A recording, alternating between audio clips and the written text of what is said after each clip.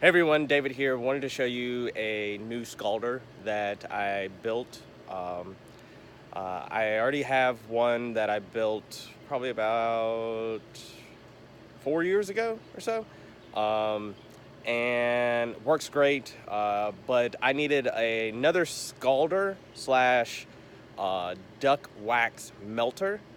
So I built another one because I'm processing ducks next week, and I'll do a video of that of exactly what I do to process the ducks.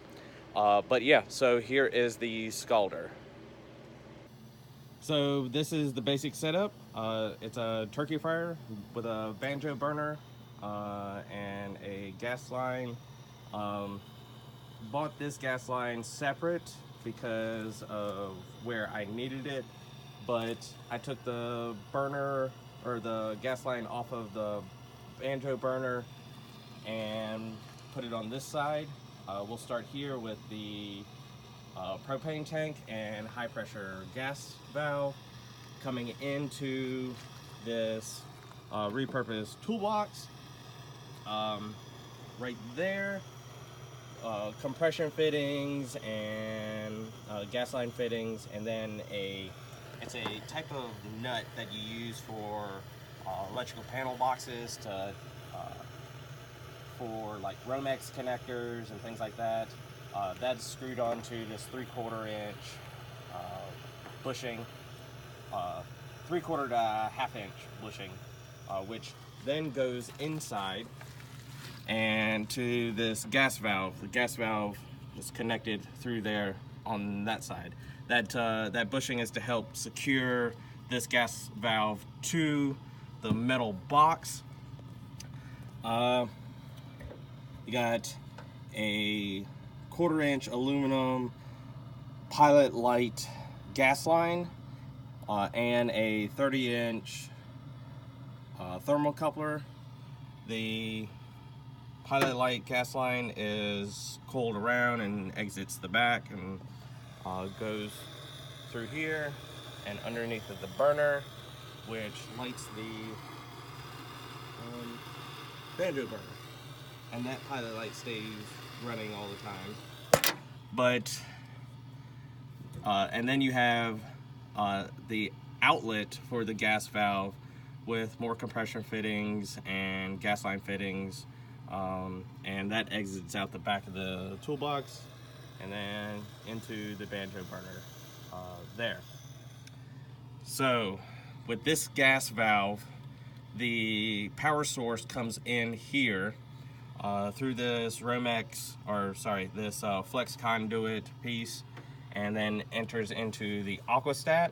Aquastat is powered up at the top, and inside of this Aquastat there's 2 brass nuts or brass screws that you connect the black wires to. So black wire coming in from the gas valve and black wire coming in from the power source. And then there's a ground, and then you connect the 2 white wires together with a wire nut.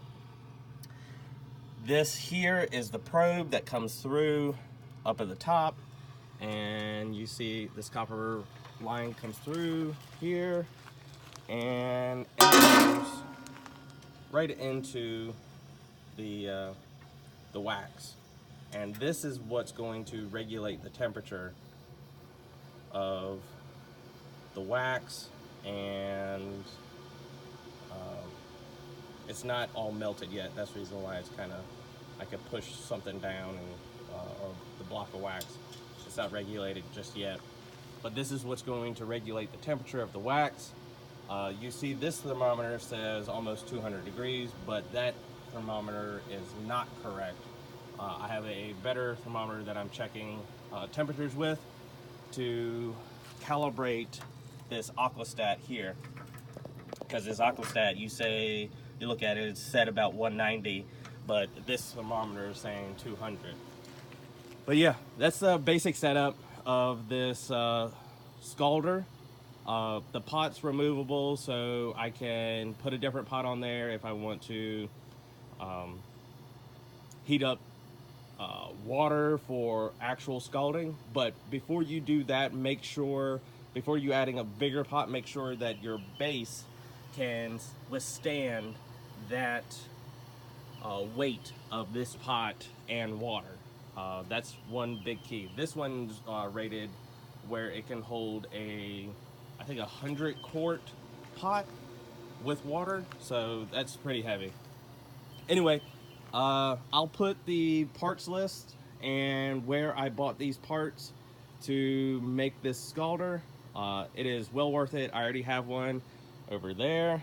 I built that one about 4 years ago, and it works great. But I needed another one to melt the duck's wax, so that's what I did. I built another system that will help me in aiding and processing the ducks this coming week. But yeah, if you have any questions, feel free to ask. Talk to y'all later. Bye.